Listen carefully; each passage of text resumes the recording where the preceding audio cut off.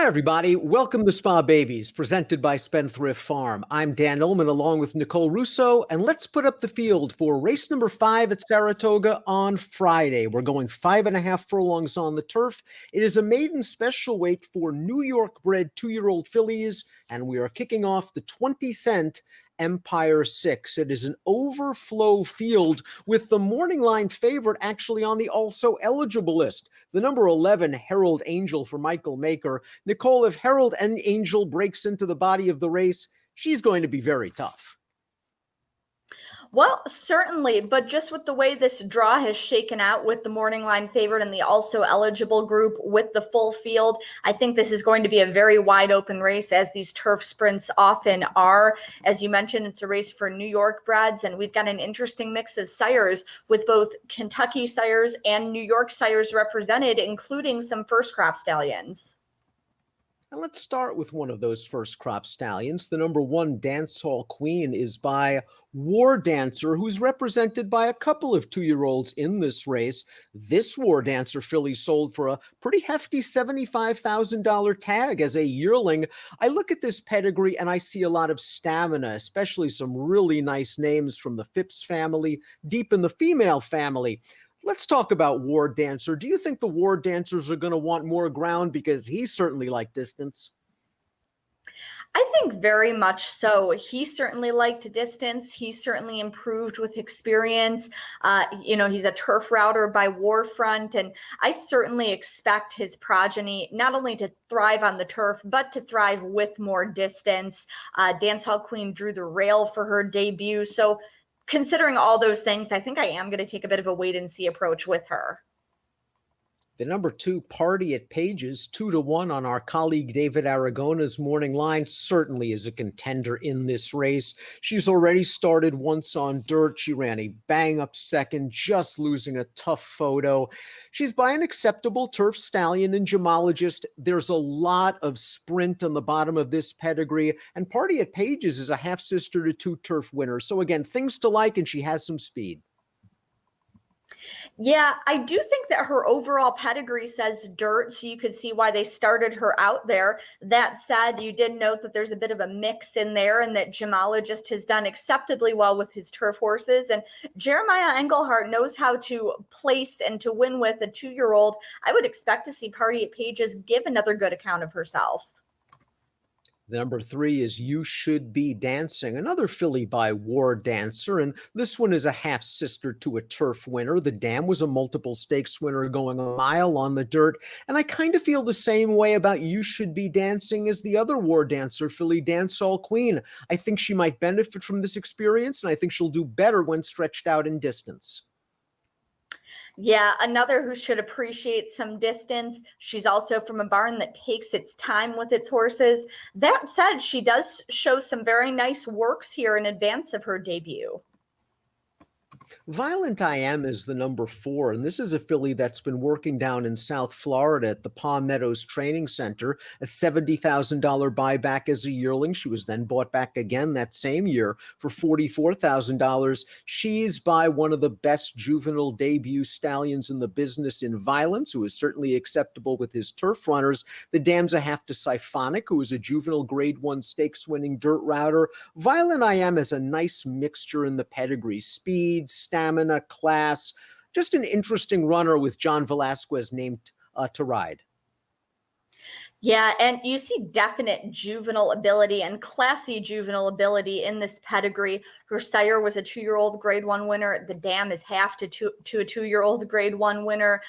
You've got a Medaglia d'Oro stallion over an elusive quality mare. Certainly some speed and some turf ability there. And as you mentioned, John Velasquez takes them out for trainer Kelsey Danner.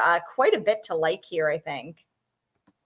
Perhaps a sleeper up next, the number 5, Rosies Surprise, a chestnut by Giant Surprise, a $2,000 yearling, but a $38,000 buyback in June after breezing a furlong in 10-2. Giant Surprise is doing pretty well, very well actually, with juvenile debut runners. Not so sure about his progeny on the turf. We see that there is some dirt ability on the bottom of this pedigree, but also precocity. A full brother was a debut winner. Yeah, and Giant Surprise himself, I believe, was a debut winner. He's by Giants Causeway, so you would think that he could go either way, dirt or turf, but so far he's been predominantly a dirt sire. Here's a formulator fact for Rosie's Surprise as trainer. Longtime assistant to Gary Contessa, just out on her own. Let's take this with a grain of salt. It's a very limited sample size. The past year on turf, 3% winners, a 44-cent ROI. Let's move to Ruby Stiletto, the number 6, another filly with experience. She took some money for her career debut on dirt. Now, she caught a wet track and she didn't get away very well, but she also didn't do any running. A $65,000 yearling by McLean's Music. A very good stallion. I don't exactly think turf with McLean's Music, but this horse is fascinating for me simply because she debuted on August 19th. She worked out 4 days later, and she's back in the entry box 5 days after that. I don't think Rudy Rodriguez felt this filly did a lot of running in her debut and is going to just rev her up again. Yeah, I think they wanted to tighten her up, rev her up, and get her back in here in the entry box. Certainly a lot of speed in this family, especially with McLean's Music on top. But I just don't see a ton of turf ability there in the pedigree.